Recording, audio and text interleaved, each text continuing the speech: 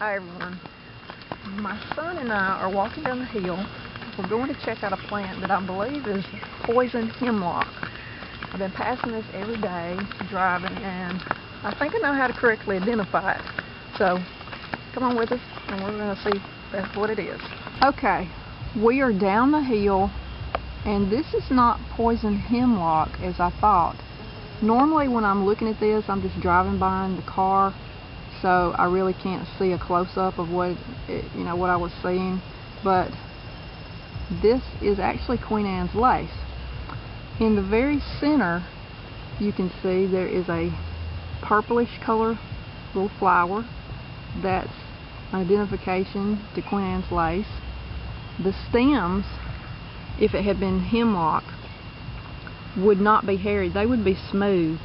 And these stems have all the little hairy bristles on them, so this is definitely Queen Anne's lace, and that's a good thing. I'm really glad it's Queen Anne's lace and not poison hemlock. So this is a good discovery today.